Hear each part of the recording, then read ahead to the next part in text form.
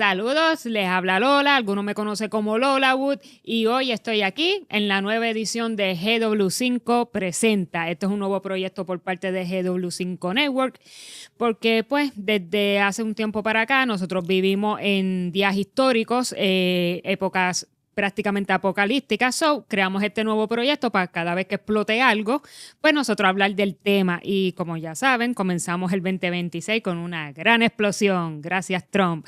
El 3 de enero comenzó pues un dilema en Venezuela y aquí tenemos al licenciado Castro García, alias El Nieto, a los que lo siguen a él en X, alias Twitter, ya saben, él es nuestro experto de geopolítica y hoy lo tenemos porque tenemos que hablar de esto, Nieto. Seguro que sí. Porque se están hablando muchas cosas en las redes sociales, más ahora están surgiendo otras dinámicas alrededor del mundo que somehow como quiera conectan con Venezuela. Para la audiencia de nosotros queremos establecer cuáles son las narrativas de redes sociales y si en realidad este dilema de Venezuela es tan blanco y negro como algunos piensan. Vamos a comenzar con eso. ¿Qué te parece? Seguro que sí. Hay tres narrativas bien fuertes ahora mismo en las redes sociales. Y la primera es: Trump invadió a Venezuela por el petróleo. Ok. ¿Cómo es la vaina? Como todo es mucho más complejo, que no es tan sencillo como se piensa simplificar. Realmente se puede decir que ese es uno de los factores para tomar la decisión para la invasión de Venezuela, pero en mi opinión no es el factor determinante. Okay. Y me explico.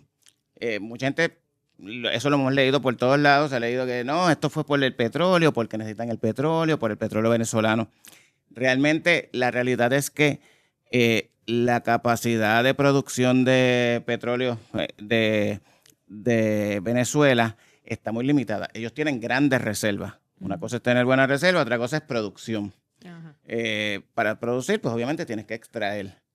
¿Qué sucede? Que durante los pasados 20, 25 años, y también en parte también por las sanciones que han recibido, la industria petrolera venezolana, toda esa infraestructura se fue dañando, se fue deteriorando.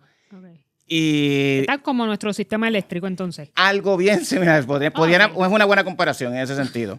Los entiendo entonces. Sí. Y la realidad es que cuando tú apagas, por ejemplo, estos taladros que están drenando, están haciendo drilling para extraer el petróleo, cuando tú apagas una de esas máquinas, tú la apagaste hoy, eso no es como que ya lo puedo abrir, la puedo encender en un mes, la vuelvo a prender. No es tan fácil.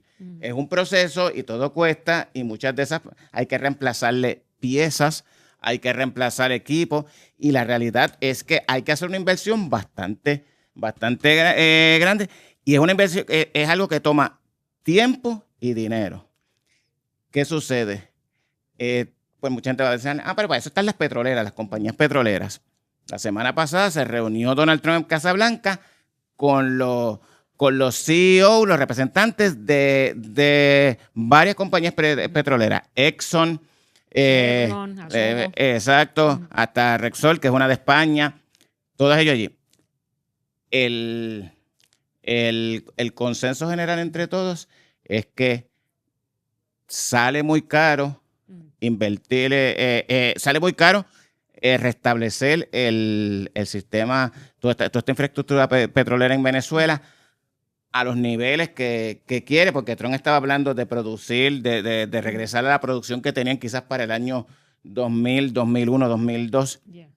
Eso, la mayoría de ellos dijeron, eso se puede hacer, pero eso tomaría por lo menos 18 a 24 meses, pero eso es invirtiendo el dinero, 18 a 24 meses si se invierte el dinero que se necesita para cambiar y mejorar toda esa infraestructura.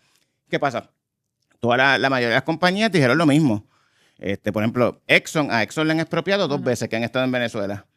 Okay. Y dijeron, ¿Cómo que? yo no puedo invertir ahora mismo porque a mí en 2 ocasiones me han expropiado. Exacto. En los 70 y luego bajo la época de Chávez. Y entonces el problema que tú tienes es que ellos dijeron, hasta que nosotros no veamos estabilidad política, hasta que no veamos estabilidad, o sea, algo que no te una certeza, o dice que, por ejemplo, que tú sepas que hay un marco jurídico que si te van a expropiar, que no te puedes expropiar porque simplemente el presidente le dio la gana, sino que hay unas leyes, hay unos derechos para la compañía. Una vez veamos eso y veamos estabilidad política, estabilidad, entonces consideraremos la inversión. Pero también hay otro problema. No sé si se han fijado, cuando van a la bomba a echar gasolina, van a ver que la gasolina está barata, ¿verdad? Sí. Gracias. Está muy bueno, eso es bueno, eso es positivo. Yes. ¿Qué pasa? Cuando la gasolina está barata, quiere decir que el barril de petróleo está barato. Si el barril de petróleo está barato, a la mayoría de las compañías no le es costo efectivo invertir en ese tipo de reparaciones, porque no le están, para ellos es negocio cuando la gasolina está cara, porque el barril está caro. Eso pasa con las compañías, lo que le llaman el fracking en Estados Unidos, que son las compañías que extraen petróleo bajo el proceso de fracking. En estos momentos, ellos no están extrayendo bajo el fracking porque no les costo efectivo, porque el costo de la inversión que tienen que realizar, cuando tú vienes a ver el precio del barril, no es compatible, o sea, no es negocio para ellos. Exacto. Pues eso mismo le están diciendo las compañías a Trump y básicamente le dijeron eso. Le dijeron, quizás vamos a esperar a 18 meses, 2 años, a ver cómo va la cosa, cómo esto se estabiliza, si se estabiliza. Prácticamente a Trump no le salió bien la jugada de dejar a la vicepresidenta a cargo. No, esa jugada tiene su lógica. Tiene su lógica, tiene la lógica de por qué lo hizo así. Yo sé que primero dijeron que no designó a María Corina Machado. O Edmundo, que en realidad él fue el que ganó las elecciones en Venezuela. El problema que tienen Edmundo y María Corina es que sí, Edmundo ganó las elecciones. María Corina es quien lo estuvo apoyando y la que se ha mantenido avivando a la oposición dentro de Venezuela durante todos estos años. El problema es que ninguno de ellos tiene las herramientas para poder tomar el control del gobierno y poder hacerlo una transición funcional. Uno tiene vaqueo de la milicia venezolana. De la milicia ni nada, o sea, el sistema, o sea, la rama, no solamente la rama militar, la rama judicial, que son los tribunales, el tribunal, todos esos fueron nombrados por Maduro. La Asamblea Nacional también, que es la que hace las leyes, también el Senado, o sea, pero que aquí sería el Senado, la Cámara, la legislatura, pues también. O sea, no es tan fácil como yo llegué y llegué a mirar al Palacio de Miraflores y ya vamos a gobernar, porque no va a funcionar. ¿Qué sucede? El New York Times presentó una nota después de la, creo que fue el domingo, el 4 o el 5, que explicaba, el 4 o 5 de enero, que explicaba cómo llegaron a la determinación de que no iba a ser María Corina. Y es que ellos trataron durante mucho tiempo de reunirse con ella, ellos tenían canales de comunicación, ella está en Venezuela. Incluso cuando el delegado de Estados Unidos viajaba a Venezuela para reunirse con Maduro, pues trataron en varias ocasiones de ver si se podían reunir. Ella estaba en el clandestinaje porque ella estaba escondida. Claro, protegiéndose. ¿Qué pasa? Eso también les dio a ellos una señal que dice, espérate, si tú tienes que estar escondida y no tienes una forma de que tengas una red de ayuda que te pueda garantizar que puedas llegar a este sitio a reunirte conmigo, pues realmente tú no tienes poder real ahora mismo. Porque tú puedes controlar la oposición, pero la oposición, que fue la que te llevó a la victoria en las urnas, eso no es poder real. Y en ese momento se necesita un poder real para la transición. Porque si no, además de los militares y todo esto, todavía nos queda por discutir lo que le llaman allí los colectivos. Que los colectivos son este grupo de gangas, por decirlo así, o pandillas dentro de los diferentes barrios, mayormente de Caracas, de las ciudades grandes, de los barrios marginales, que ellos forman parte, son como si fueran una milicia, aparte, a favor del chavismo. Y muchos de ellos tienen armas y andan en sus motoras y pasan por todo esto. ¿Qué pasa? Esos son los mismos que cuando habían protestas después de las elecciones, eran los que entraban a romper las protestas, más allá de que en ocasiones sí se veía la milicia, se veía, pero estos son el primer, como lo que yo le llamaría el primer flanco de batalla, los primeros que tú utilizas, Sí. las turbas, Las turbas. pero más peligrosos porque están armados. Okay. Estos colectivos son 100% chavistas y ellos responden mayormente ahora mismo están respondiendo a Diosdado Cabello, que es el secretario del Interior, que es uno de los grandes del chavismo que siguen el poder.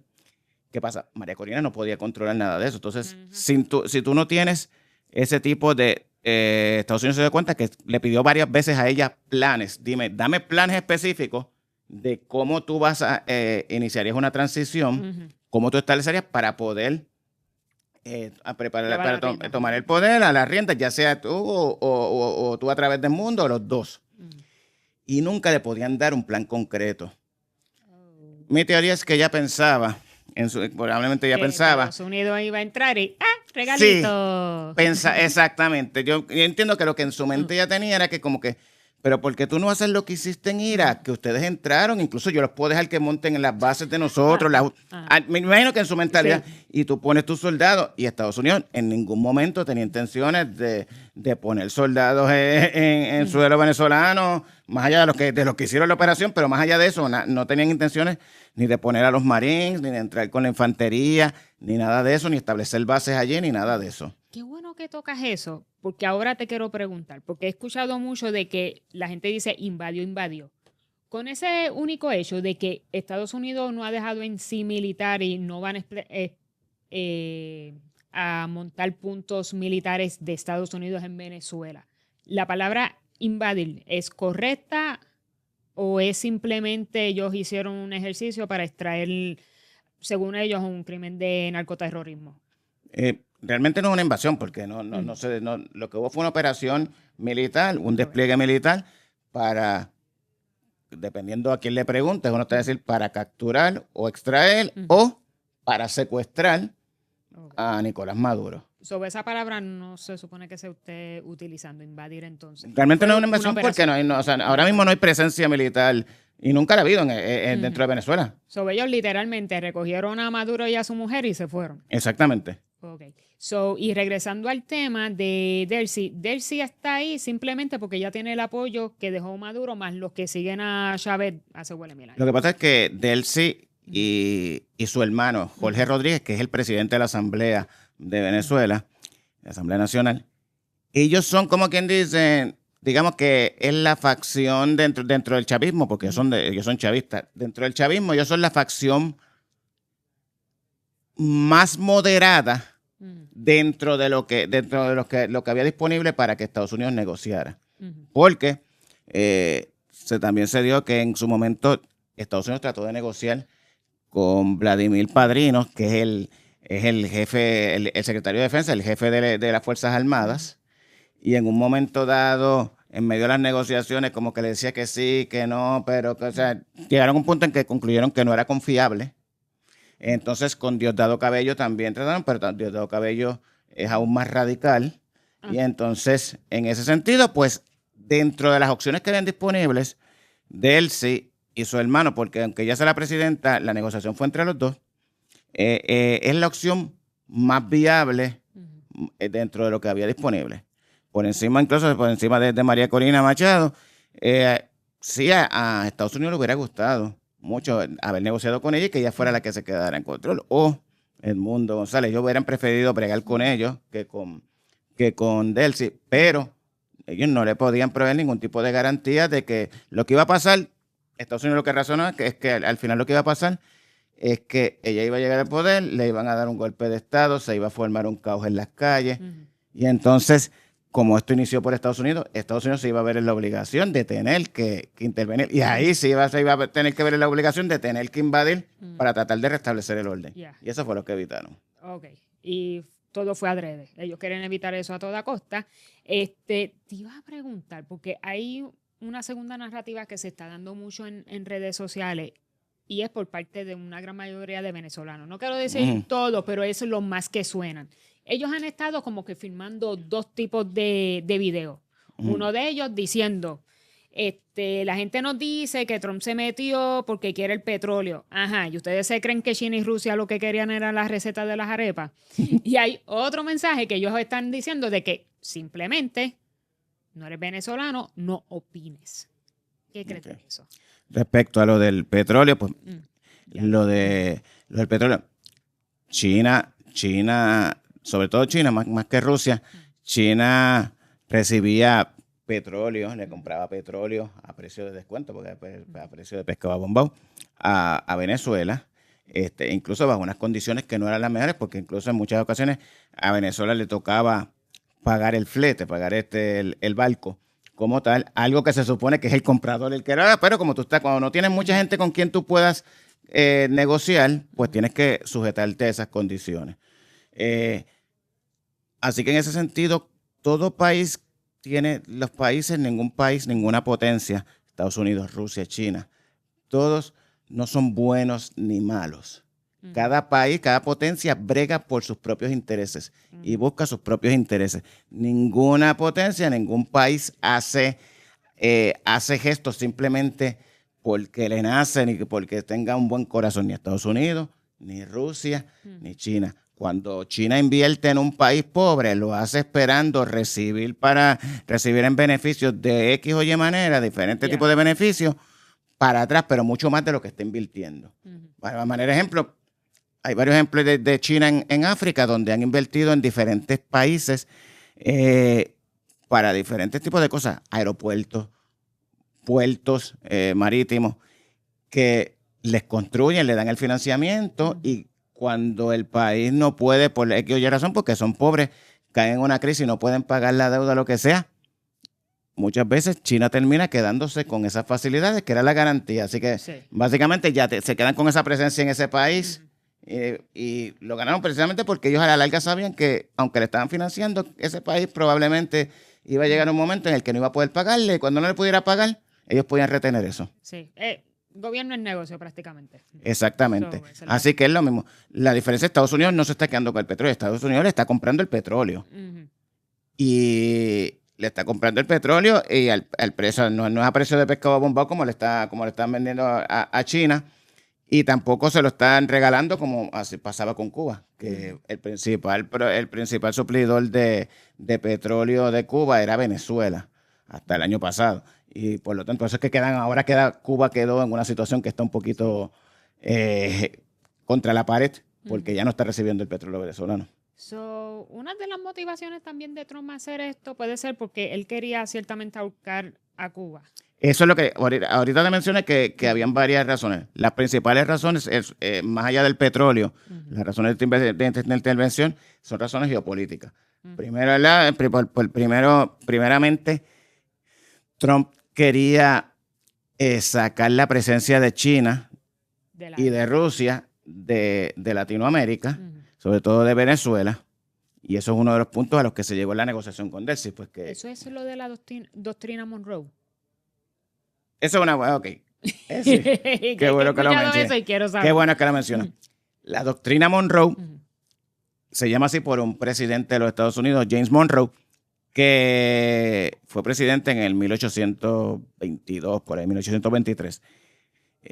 En aquel momento, cuando todavía Estados Unidos era bien joven, no llevaba ni 50 años, todavía no habían cumplido 50 años de ser una nación independiente, en pleno siglo XIX, cuando en toda América Latina se estaban independizando todos los países y cuando en aquel momento en Europa estaban los imperios todavía quedaban, Francia, España, estaban pendientes. En aquel momento posteriormente se fueron a África, pero siempre existía el temor de que ellos trataran de volver a reconquistar sus colonias en América. Entonces Estados Unidos, que era el país joven, pero que tenía los mayores recursos dentro de los países en América, pues presentó esta doctrina a través del presidente John Monroe, que básicamente lo que decía es América para los americanos. Y se puede interpretar de dos maneras, que quería decir americanos como todos los ciudadanos de todo el continente americano, o americanos como los estadounidenses, como ellos se interpretan. Sí. Mayormente la segunda es la más correcta, pero siempre te van a decir, han tratado de decir que puede ser cualquiera de las dos, pero no. Él estaba pensando más en los estadounidenses, por llamarle así. Básicamente lo que estaba diciendo es, mira, Europa, quédate fuera de aquí de América, aquí no te metas, o yo voy a sacar la cara, yo me voy a encargar de proteger a mis hermanitos menores que hablan español y no hablan inglés, tú mantente alejado. Exactamente. Posteriormente, como luego esa doctrina evoluciona a una parte más problemática con el presidente Roosevelt, Theodore Roosevelt, que a comienzos del siglo XX, pues él estableció pues que convirtió esa doctrina en casi básicamente en un permiso de Estados Unidos para intervenir en todo lo que fuera necesario. Básicamente era como que Estados Unidos, si es en América Latina, Estados Unidos puede intervenir en lo que sea para establecer el orden o restablecer el orden. Lo que es la interpretación del orden de Estados Unidos. Nos tiramos un license to kill entonces. Exactamente. Basado en eso es que comienzan todas las intervenciones que Estados Unidos realizó en la primera mitad del siglo XX, más allá de Puerto Rico y de Cuba con la guerra hispanoamericana. Más adelante hubo invasiones en República Dominicana, invasiones en México, en Colombia, en diferentes países. Pasaba cualquier cosa en Guatemala, en diferentes países, pasaba cualquier cosa, pues ellos intervenían, enviaban los Marines ahí para restablecer el orden. Pero realmente lo que se llamaba como restablecer el orden, más que nada era velar por sus propios intereses. Claro. Pues, ¿qué sucede? Esa es la doctrina Monroe. Posteriormente, ahora le preguntaron a Donald Trump y él dijo que le gustaba más el nombre, la doctrina Don Roe. Don Roe. Don de Donald. Ay, porque a mí no me sorprenden estas cosas. Don Roe Doctrine. Le gustaba más que Monroe. Y entonces, y se rió, y entonces lo que está explicando, y era en el marco de precisamente lo que pasó con Venezuela. En este caso, en el caso de la doctrina Don Roe, en lugar de ser contra los europeos, de sacar a los imperios europeos, es lo que quiere mantener fuera de Estados Unidos, a China, a Rusia, a Irán. Okay. Y entonces, y básicamente establecer, ya lo ha dicho directamente, porque este es su hemisferio, del hemisferio de Estados Unidos. Esta es lo que se llama, esta es su esfera de influencia, su área de influencia, y por lo tanto, es lo que estaba diciendo, pues ya Estados Unidos va a velar por todo lo que sea en esta área, esta es nuestra esfera de influencia. Yeah. Eso es una mentalidad que siempre ha tenido, Trump tiene esa mentalidad en ese aspecto en el que, y es bien parecido, en eso él simpatiza con las mentalidades que pueden tener quizá Xi Jinping y Vladimir Putin en Rusia, que ellos piensan en esto mismo de esfera de influencia. Ellos hablan mucho de la esfera de influencia. Tú le preguntas a Xi Jinping te va a decir que toda el área del Pacífico, el mar de China, el mar de China Oriental y toda esta área del Pacífico, el Indo-Pacífico, es la esfera de influencia de China. Okay. Ellos son los maracachimbas de esa área. Ajá, no te metas, aquí nadie debería intervenir. Rusia piensa lo mismo respecto a todo lo que tiene que ver con Europa del Este y con Eurasia, el centro de Asia, también piensa lo mismo. Y lo que eran las antiguas repúblicas de la Unión Soviética, pues es mi esfera de influencia. Y se supone que yo intervengo aquí y nadie se meta conmigo. De ahí es una de las razones por las que surge también el conflicto en Ucrania y todo eso. Pues Trump está adoptando ese tipo de filosofía que no es nueva, porque Estados Unidos en el pasado siempre se han comportado como que América Latina es su patio trasero y se la pasan cuidando los intereses que tienen en esta área. Lo que pasa es que ningún presidente lo había dicho tan abiertamente, directamente. Así es Trump. Exacto. Tan estrujado en los últimos 80 años. Yeah. Único nene. Antes, a comienzos del siglo pasado y en el siglo XIX sí lo decían, no tenían problema con decirlo. Ay, te desvié un momento en lo de, es que te mencioné lo de la doctrina Monroe, pero me ibas a explicar lo de Cuba, lo de que él también está buscando a Cuba con lo de Venezuela. Pues exacto, porque al eliminar ante la caída de Maduro, porque no es la caída del chavismo, porque ahora mismo todavía el chavismo está gobernando en Venezuela, pero con los cambios y las reformas que él quiere establecer, que no necesariamente son reformas democráticas, sino que básicamente yo te compro petróleo, yo te voy a pagar y tú vas a comprármelo con esos chavos, me vas a comprar productos americanos, no lo vas a gastar en otras cosas que no sean productos americanos, todo ese tipo de cosas. Me vas a sacar a los chinos de aquí, no vas a hacer negocio con los chinos. Y otra de las cosas es que no me vas a permitir, no me le vas a seguir regalando petróleo ni vendiendo petróleo. No era vendiendo, era regalándole petróleo a Cuba. Exactamente, un intercambio, petróleo por médicos y por seguridad privada. Ya murieron por exacto. Entonces, eso va a colocar a Cuba en una posición bastante difícil. Si tú llegabas al pasado hace 3 o 4 años atrás, quizás Cuba estaría en una posición aún más difícil porque hace 4 años ellos dependían casi exclusivamente del petróleo venezolano. A partir del 2025 han empezado a comprarle más a México y pues ellos ya reciben como un 40% que es de México y todavía México no les ha cerrado la llave, aunque Trump va a tratar de forzar ese tipo de cosas porque él está tratando de forzar que si cae el régimen de La Habana, caiga, pero no tenga que hacerle a través de una intervención militar como tal. Él quiere evitar eso ahí entonces. Su intención es que caiga. Y Marco Rubio fue bastante claro y dijo que el próximo era Cuba. Y Marco Rubio tiene, precisamente por sus orígenes cubanos, pues él tiene un interés especial en eso. Pero yo veo que por el momento, aunque han localizado algunos barcos de los mismos que estaban en el Caribe, pues los tienen ahora en el área del norte de Cuba, entre Cuba y Florida. Yo entiendo que no tienen intenciones por el momento de una intervención militar. Pero ¿será sí. que meten miedo entonces? Es como que estamos aquí en su patio, ¿qué es la que? Y en cierta manera ha funcionado, porque la semana pasada hubo una reunión del Partido Comunista de Cuba y el presidente Díaz-Canel estaba reunido ahí. Y uno de los mensajes, unas cosas que él dijo, en un momento de autorreflexión, él dijo como que puede ser que algunos de los problemas que estamos confrontando aquí, pues, sean causados por nosotros mismos. Así que en cierta manera como cierta clase de reconocimiento de que quizás deba haber algunos cambios.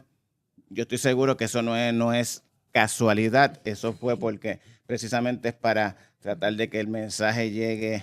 Llegar donde tiene que llegar es como que tranquilízate, muchachito, no me entres para acá. Exactamente. Okay. Aunque yo lo que entiendo es que como quiera va a haber, por lo menos Estados Unidos va a meter presión en el aspecto económico y va a tratar de bloquear el petróleo que llegue a Cuba o reducirlo, porque en la medida en que tú lo reduces, pues va a crear más problemas, va a crear más apagones, vas a crear algún tipo de situación para que la población quizás se incomode, salga a protestar, algún tipo de situación que cree esa chispa, es lo que está buscando Estados Unidos. Pues con todas estas explicaciones creo que ahora podemos entrar a otra narrativa que se está dando mucho en las redes, que es literalmente o soy Team Maduro o soy Team Trump. ¿Tú crees que las cosas estén tan blanco y negro como para coger bando? En la vida nada es blanco y negro. Siempre lo más interesante y la mayoría de las cosas entre los diferentes grados de gris es que se ubican. No necesariamente, porque yo entiendo a mucha gente lo que está diciendo es, pues mira, tú no puedes apoyar realmente, si tú apoyas que la captura de Maduro o la extracción de Maduro o el secuestro de Maduro, como le quieras llamar, pues estás automáticamente apoyando a Trump. Y no necesariamente tiene que ser así.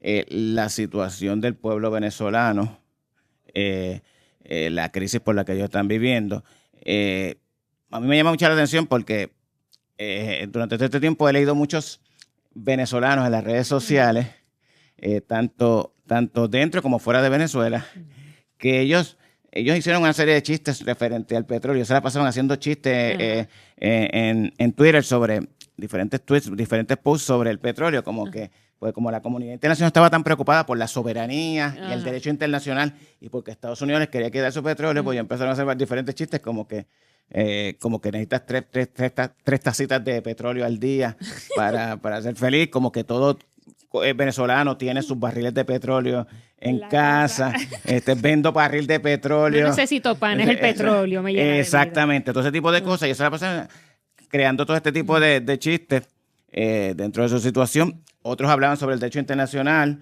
y decían, pues mira, pues sí, ¿qué más tú quieres el derecho internacional? Nosotros fuimos a unas elecciones, protestamos y cuando protestamos nos tiraron los tanques, las tanquetas a la calle y nos arrestaron. Más nadie, o sea, básicamente las sanciones siguen ahí corriendo, nunca había ningún tipo de cambio, nunca había ningún tipo de mejora. Lo que dice la mayoría de los venezolanos en el exilio, que es que salieron y no podían regresar. Se ha visto muchos testimonios que explican que, pues, que se tuvieron que ir y que hacían años que no habían podido ir a ver a su mamá o que algunos que se le había vuelto a su mamá porque no podían regresar. Y pues todos esos son unos contextos diferentes que tú tienes que analizar en el sentido de que quizás, sí, quizás no, probablemente, con toda seguridad lo que pasó, la intervención de Estados Unidos sí es una violación al derecho internacional, si tú lo quieres llamar de esa manera.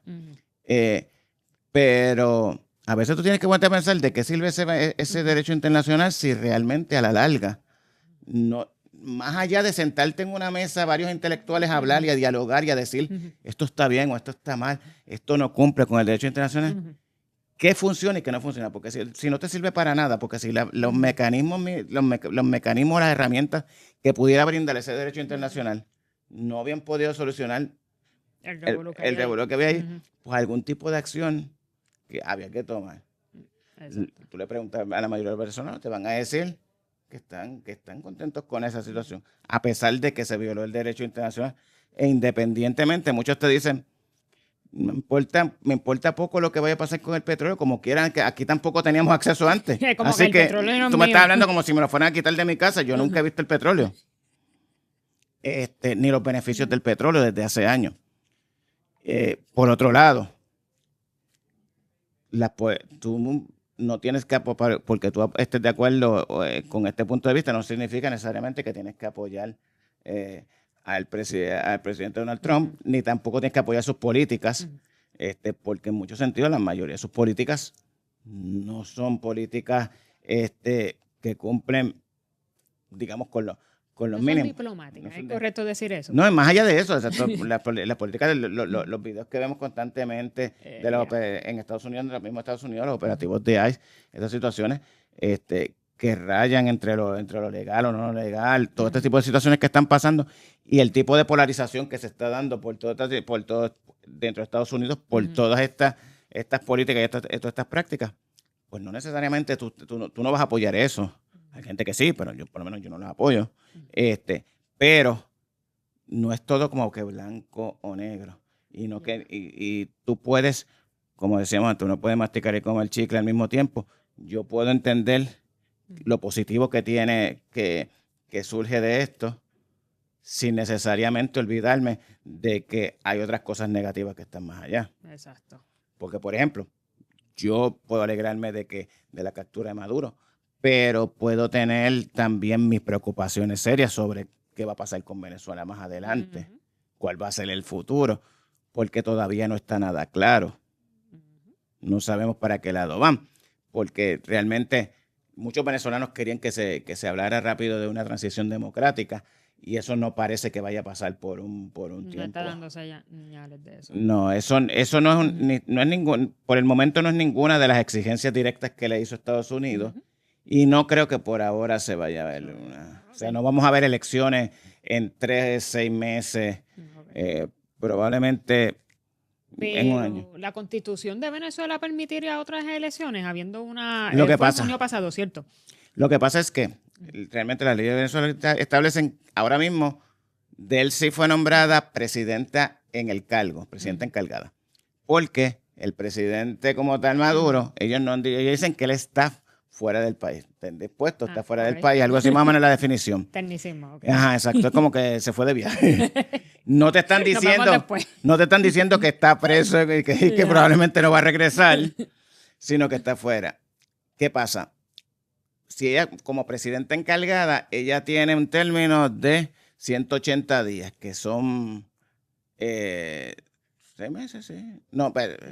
Sí, 180 días son 6 meses. 3 meses. Sí, por ahí. Exacto. Soy mal en matemáticas. Exacto. Y prorrogable a 180 días más, o sea, básicamente un año. Después de eso, ella se puede quedar en el puesto si la asamblea la declara, la autoriza a quedarse en el puesto. Okay. Pero si la Asamblea declara que en el momento en que la Asamblea declare que Maduro no va a regresar, básicamente. Si llega realmente es como que el tipo está preso. Tienen que organizar elecciones en los próximos 90 días. Mi teoría es que ellos no van a...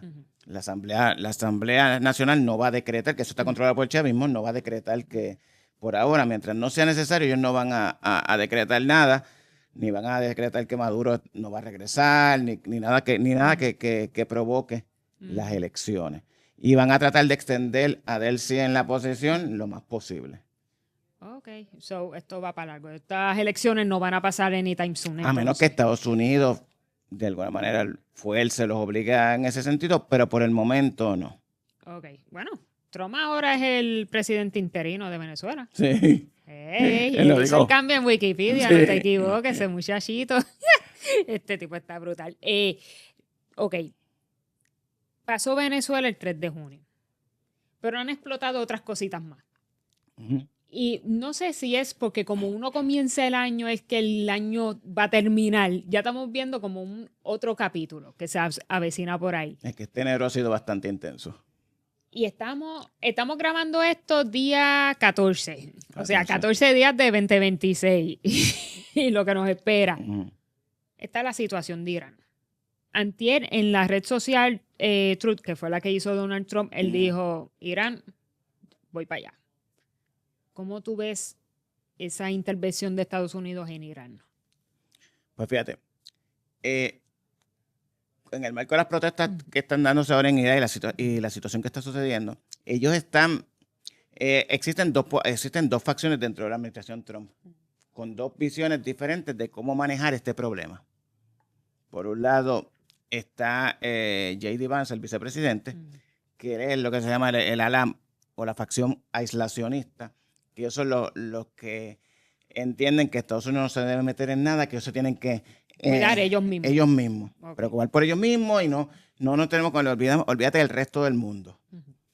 Por otro lado está la facción más, como yo le llamo, más tradicional dentro de lo que son los conservadores, los republicanos en Estados Unidos, que es la facción de Marco Rubio, que es más pro intervención, de algún tipo de intervención en Irán. Y cuando digo algún tipo de intervención es porque no necesariamente tiene que ser una intervención militar o un ataque.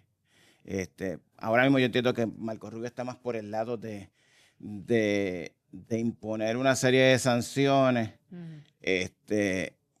Por ejemplo, lo más reciente fue que impusieron sanciones del 25%, aranceles de 25% adicionales a las que tuviera el país, a cualquier país que haga negocios con Irán, que mayormente sería para China, que más le compra petróleo, pero cualquier país, eso es para tratar de afectar aún más económicamente y quebrar al régimen de Irán.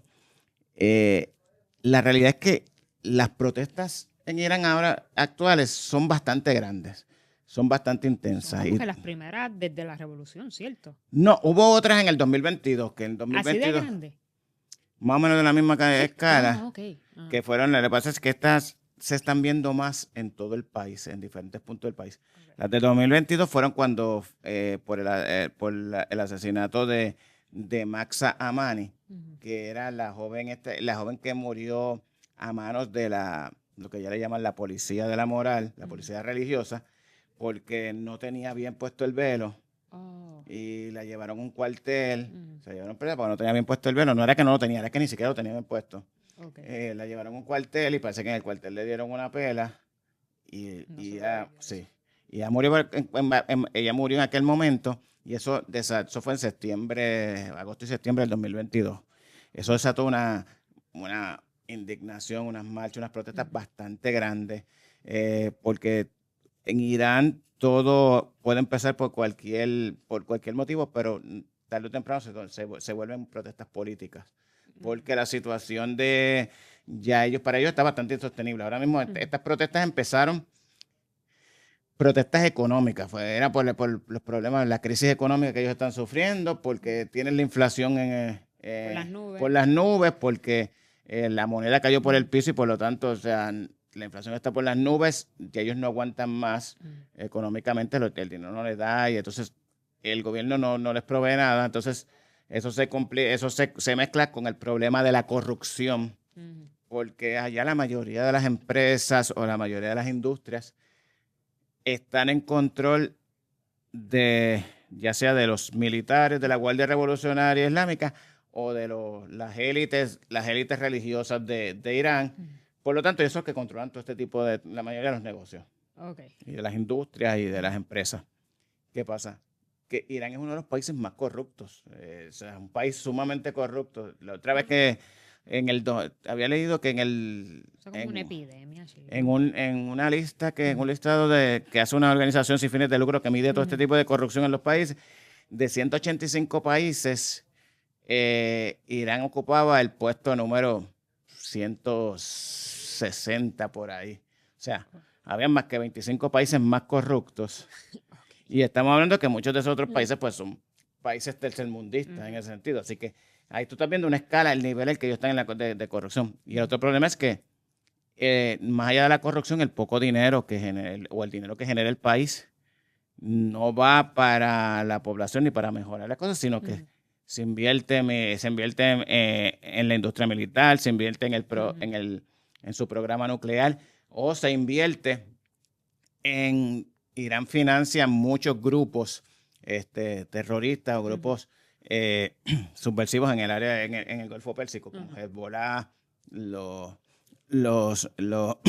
Hezbollah en su momento Hamas, las milicias chiitas en Yemen, todo este tipo de cosas que son grupos que ellos mismos le están financiando, le están dando armas, le están dando entrenamiento, le están dando dinero, porque parte de la ideología del régimen islámico en Irán es exportar la revolución islámica que ellos tuvieron, como que llevarla a otros países.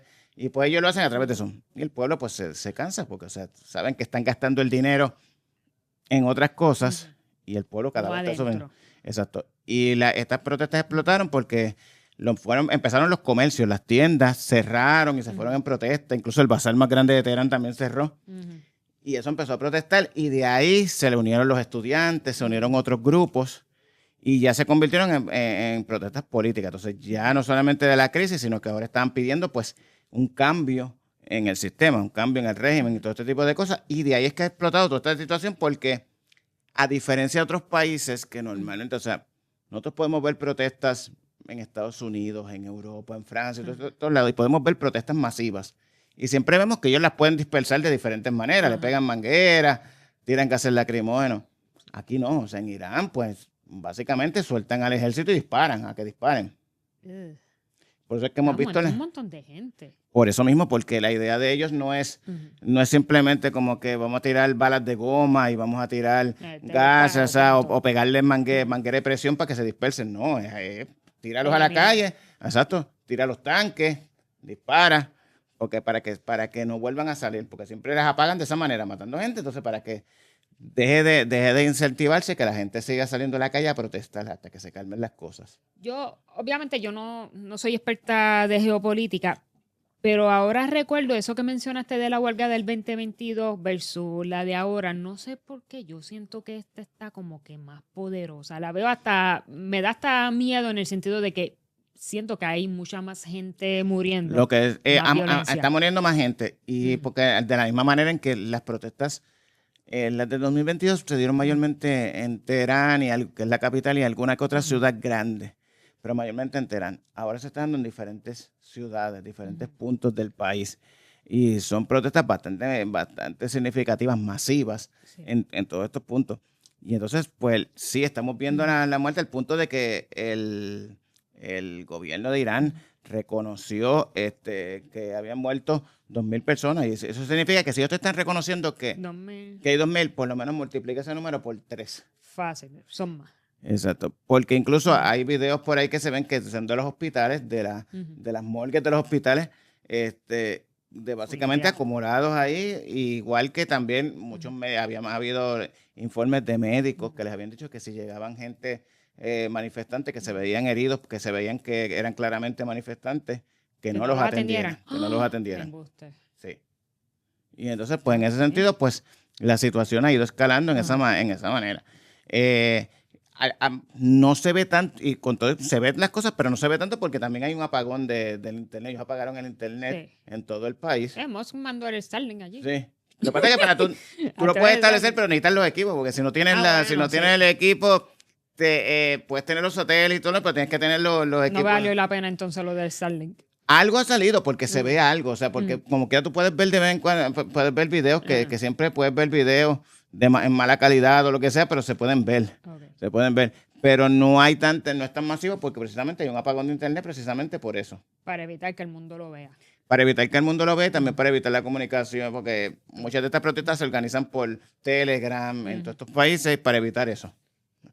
Sin embargo, tantas muertes que hay y la gente no se está cohibiendo a salir. Ellos siguen luchando. Sí, porque llega un momento en que la población se da cuenta, o sea, porque para colmo, tú estás protestando y entonces también te tiran los militares a la calle y llega un momento que también molesta a la población, o sea, llega un momento. So, ya la sociedad tuvo como un cambio mental.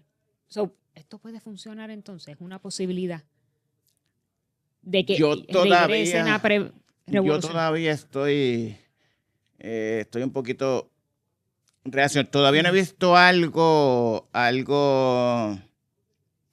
algún evento dentro del mismo régimen iraní que me diga que puede caer. Y te explico.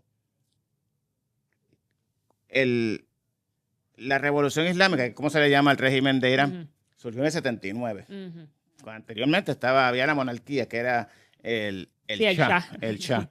Exacto, que el hijo de él está pendiendo, velando la güirita. ¿Verdad? Lo están mencionando ahora. Él está velando la güira desde hace rato. Él está, creo que en Estados Unidos. Pues antes estaba en Londres, pero ahora está en Estados Unidos. Y él está escribiendo y exhortando a los manifestantes.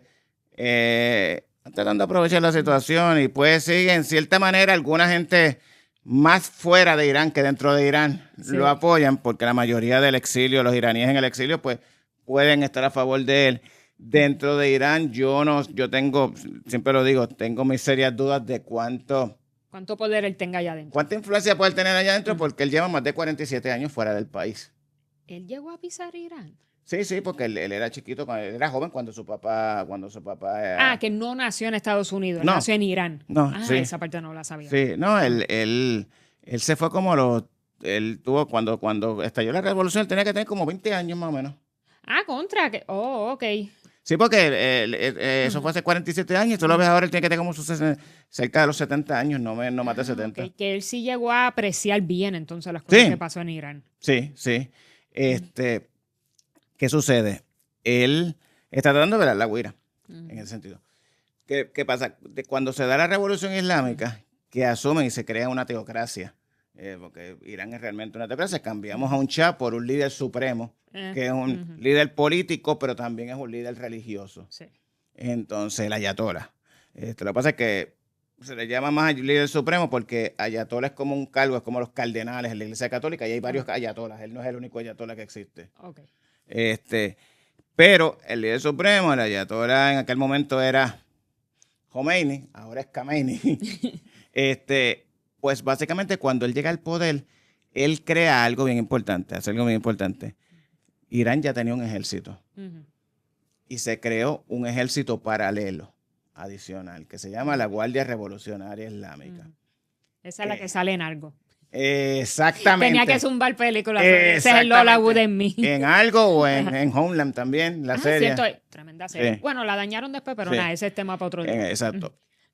La Guardia Revolucionaria Islámica, ellos son una fuerza militar, ellos tienen su propia fuerza aérea, tienen su propio ejército de tierra, e incluso están mejor equipados que el ejército regular y reciben más financiación, más fondos.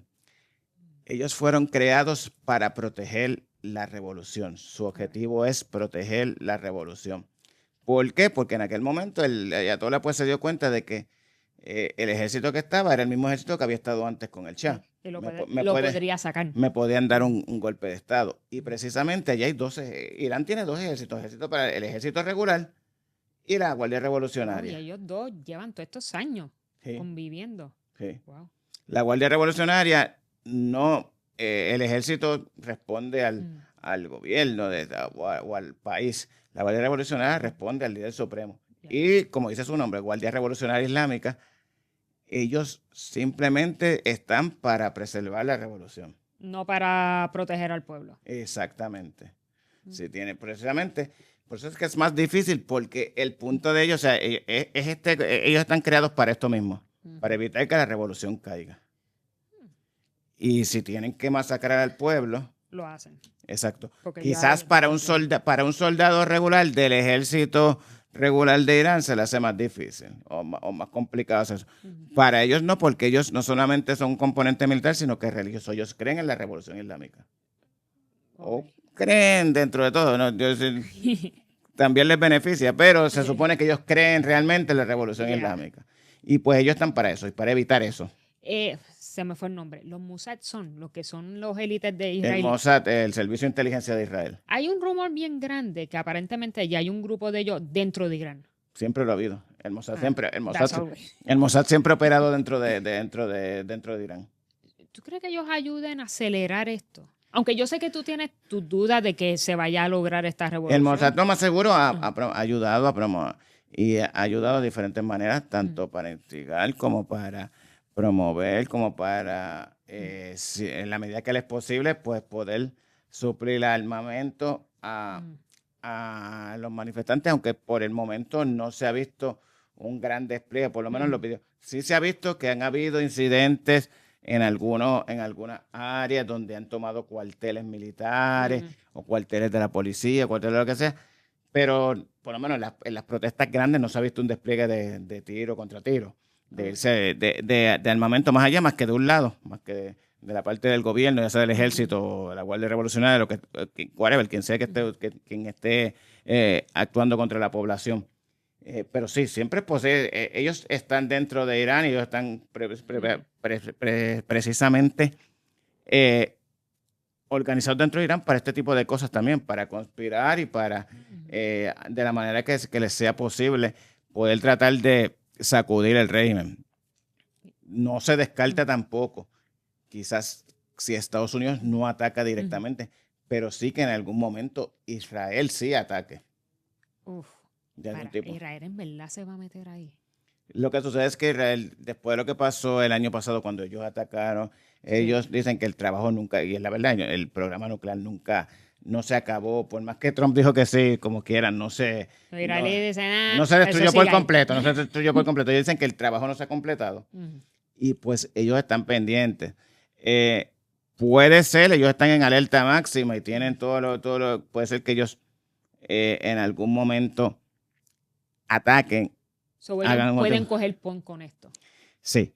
No sería inteligente, y te explico, porque para Irán, para el régimen de Irán, lo que ahora mismo ellos necesitan para tratar de calmar todo este tipo de cosas es buscar un enemigo externo, un enemigo común. O sea, y si alguien me ataca, si Israel me ataca, pues yo puedo tratar de unificar a la población que está protestando contra mí. Mira, nos está atacando un enemigo externo y enfocarlos a que se fijen en Israel y se calmen las cosas un poco.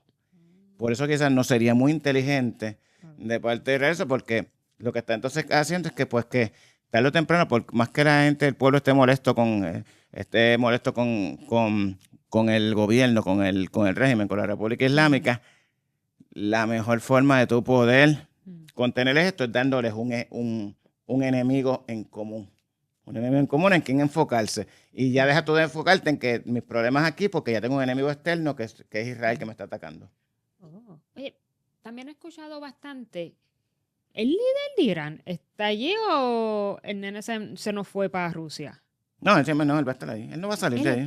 ¿Tú crees que no? Por más en peligro que él esté. Es un señor, es un viejo que tiene 86 años. Él no. Él va a morir por la causa. Sí, él no tiene razón alguna por qué montarse en un avión. Cuando pasó el año pasado lo de la guerra con Israel, él lo llevaron a un búnker protegido bajo tierra y lo tuvieron ahí. Él no tiene razón alguna para allá. A estas alturas, a esa edad. ¿Para como qué? Que muero en alta. Sí. Voy a ser un mártir. Es como los viejitos, pregúntale a cualquier viejito que esté en su casa para tú sacarlo para ir para un hogar de ancianos. Imagínate, va a ser lo mismo, o sea, como van a pelear, o sea, ningún viejito se te va tranquilo para allá. Y él no se te va a ir voluntariamente, por más que le digas, ¿por qué? ¿Para qué? Pues que me maten aquí, que me caiga la bomba encima. Si es lo que Ala quiere. Pues esta conversación ha estado bien chévere. Pero, ok, vamos a ir recapitulando porque estamos en enero nada más. Ya mencionamos la vaina de Venezuela, las posibilidades de Cuba e Irán. ¿Hay alguna otra bomba que maybe se esté cocinando por ahí en el mundo, que no estemos velando porque estamos más pendientes a esto? ¿Hay algo por ahí que podría explotar de casualidad? Ahora mismo no hay nada que digo que me venga a la mente que sea inmediato como tal. Digo, que sea para que sea algo que vaya a explotar en ese sentido más bélico. Lo otro que podría quedar pendiente que está corriendo en todos estos días es el interés de Estados Unidos en Groenlandia. Oh, se me olvidó Groenlandia. Que hoy mismo hubo una reunión, hoy estamos grabando el 14, hoy hubo una reunión en Washington de la primer ministro de Dinamarca, el primer ministro de Groenlandia, con Marco Rubio y con J.D. Vance, para ver de qué manera se puede... J.D. Vance está envuelto ahí porque algo que yo me percaté con lo de Venezuela es que cuando hicieron la conferencia de prensa, J.D. no estaba ahí. Y eso fue como que la gente lo cogió como mala señal. Lo de Groenlandia, estar él y Marco Rubio, ¿fue estratégico para que no hablen lo que no es o simplemente él siempre estuvo envuelto en eso? Él no estuvo en lo de Venezuela. Lo de Venezuela a partir de que... ¿Por qué? Realmente porque todo esto lo manejó en su momento dado, lo que lo estaba manejando es Marco Rubio, es el que ha dado la cara y lo ha hecho bastante bien. No es que Trump lo está sacando de... No es que lo está sacando, lo que sucede es que en política exterior, en mi opinión, J.D. Vance es bastante malo, es bastante malo en política exterior. Él no sabe manejarse muy bien, porque una cosa es que Trump sea un poco tosco o tenga unas maneras que no sean las convencionales, poco ortodoxas en la forma de hacer su diplomacia, pero él sí sabe manejar la diplomacia. Él sabe. Lo que pasa es que él elige... No, realmente no. Realmente J.D. es una visión bastante obsoleta, entonces él no se sabe, digamos que no es muy presentable en sociedad en este tipo de cosas. Okay. Pero el que lo hayan dejado afuera de todo esto, en cierta manera también lo ha opacado, porque lo que se comenta en Estados Unidos es que básicamente que la primaria republicana del 2028 comenzó el 1 de enero. Marco Rubio. Entre él y J.D. Vance, exacto. La primaria republicana comenzó ese día. Y pues él está pendiente, está tratando poco a poco, tratando de ver cómo él puede insertarse en todos estos temas, porque él no se ha podido insertar efectivamente en ninguno de estos temas. Se ha tenido que quedar básicamente enfocándose en los problemas internos y locales de Estados Unidos y defendiendo a los agentes de ICE, porque mayormente lo que ha salido es a defender a la gente de ICE, el que tuvo el incidente donde murió la joven madre en Minnesota. En Minnesota. Sí, que eso le ha caído chinche como es. Él hizo una expresión. Aclárame, ¿es verdad que la gente de ICE tienen inmunidad full? Nadie tiene inmunidad full. Legalmente nadie tiene inmunidad full. Sí, porque cuando tiró yo.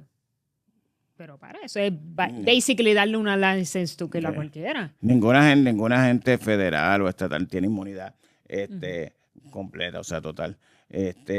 Incluso incluso los agentes de ICE, ya esto es algo más legal, pero ellos caminan por una zona bastante delicada en respecto, porque mucho de lo que están haciendo no está establecido como tal dentro de la ley que crea la posición, que crea este tipo de cosas. O sea, muchas de estas intervenciones, ellos tienen los agentes federales tienen sus funciones delegadas según la ley que crea el departamento para el cual ellos trabajan. Y hay cosas que ellos pueden hacer, como evitar, si frente a ellos se presenta un crimen, sucede un crimen, pues ellos tienen que actuar para evitar el crimen o para arrestar a la persona. Pero tampoco tienen las potestades, las libertades que podría tener, digamos, un policía regular o un agente del FBI, porque lo de ellos está más limitado a lo que está relacionado. Lo que pasa es que ellos todos lo justifican con que, como los obstruyeron en sus funciones, pues ellos están arrestando a la persona, bregando con la persona por obstrucción a la justicia. Pero eso es una zona Sí, bastante... eso es más gris que nada. Ujú. Regresando a Groenlandia, lo de la reunión. Es basically propuesta de negocio, pero con tu expertise. ¿Qué tú crees que se vaya a ir? ¿Más por negocio o Lo que vamos a sucede, invadir? lo que sucede es que Groenlandia, primero que nada, Ujú, por eso es que va también la primer ministro de Dinamarca. ujú. Groenlandia es un, digamos, es una región autónoma, un departamento autónomo, una provincia autónoma dentro de Dinamarca, porque pertenece a Ok. Dinamarca, pero tiene un alto grado de autonomía. En realidad, Dinamarca lo único que maneja respecto a Groenlandia es la defensa y las relaciones exteriores. Ok. ¿Qué pasa? Y todo esto ha sido con el tiempo porque poco a poco, poco a poco han ido ganando más autonomía y más autonomía. Y Dinamarca lo que hace es que les da una cantidad anual de dinero en bloque y ellos lo distribuyen y lo manejan, hacen para su sistema de salud, para su sistema de educación, todo eso. Porque tengamos en cuenta que también son un país pequeño. Yo no entiendo que son 45.000 personas máximo la población de allá. Sí, eso es Sí, es pequeño. bien poquitas personas, pero es la isla más grande del mundo. Ujú. No, y la posición. Exactamente. Entonces, en ese sentido, eh, ellos tendrían que independizarse, que Dinamarca no tiene problema con que si Groenlandia decide independizarse, con que se independice. Lo que sucede es que en las pasadas ocasiones, en las pasadas elecciones, siempre se mantienen más, ganan los partidos más autonomistas, Mm. pero que no son completamente independentistas. Oh. Y entonces, no, en Groenlandia no se quieren independizar, la mayoría de la gente no se quiere independizar de Dinamarca. Mm. Y tampoco quieren pertenecer a Estados Unidos. Ah, tremendo. Si Estados Unidos quisiera adquirirlo, primero tendrían que Ujú. independizarse. Es verdad que Trump siempre ha dicho que no descarta ninguna de las opciones, incluyendo la militar, aunque yo entiendo que esa parte, aunque él lo dice, es parte de su forma de negociación, que Ujú. siempre su forma de negociación es intimidar, Yes. sembrar miedo, sobre todo porque luego de que él vio lo que pasó en Venezuela, él vio la reacción de los europeos y la Unión Europea fue bastante flojita. Ujú. Simplemente dijeron que estaban observando, que estaban preocupados, que estaban Sí. observando la situación. Algunos hasta endosaron pues, la situación de la captura de Maduro. Ujú.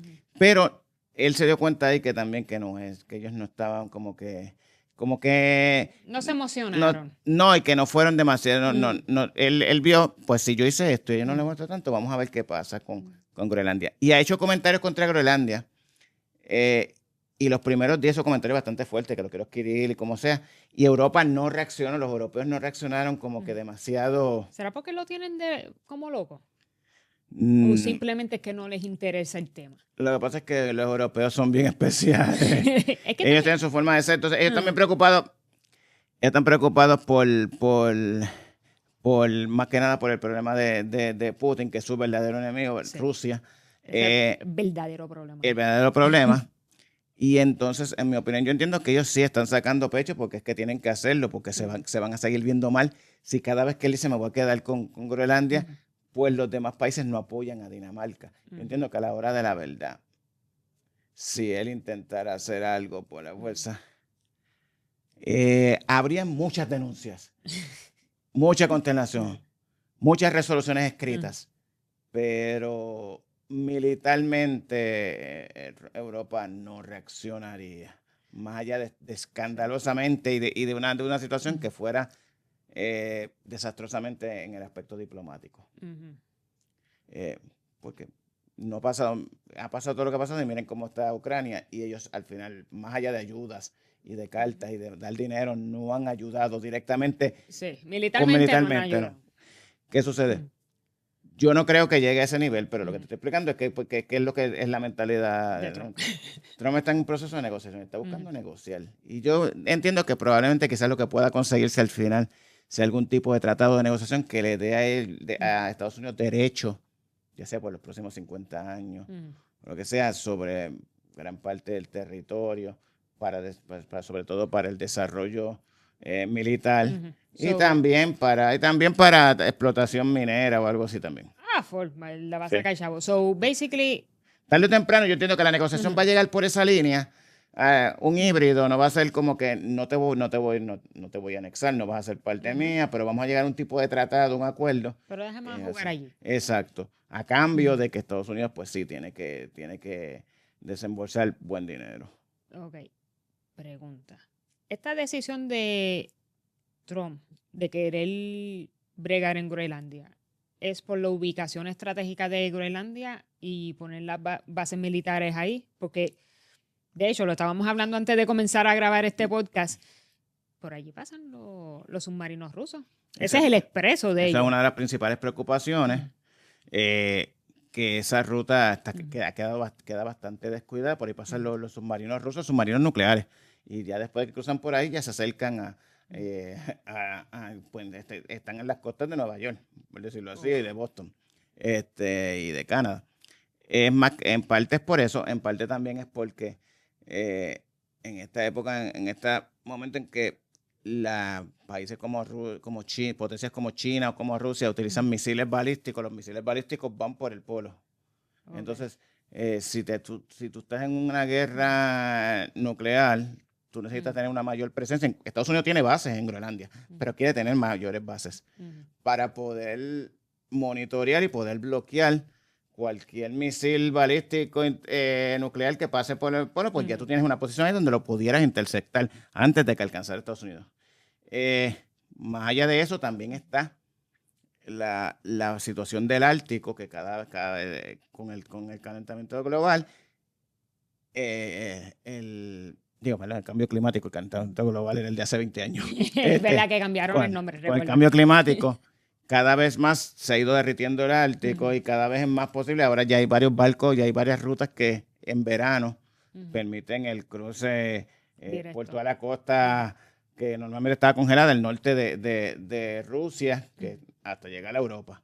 Por bien poco tiempo, por bien pocos meses, pero poco a poco se cree que mientras más siga pasando, se va a ir deshielando más y van a haber más meses disponibles que van a permitir una ruta. A los chinos les interesa porque permitiría una ruta más corta de que se ahorran casi una semana en llegar a Europa. So, ese va a ser el bypass de China. Una de las cosas, sí. China está tratando de ubicarse en sociedad con Rusia. Entonces, pues, todos los países, si tú quieres controlar el comercio, si quieres controlar la parte militar, pero también la parte comercial, tienes que tener una presencia en el Ártico. Estados Unidos tiene Alaska, pero en este sentido, para este otro lado, para el lado este de ellos, pues no tienen nada.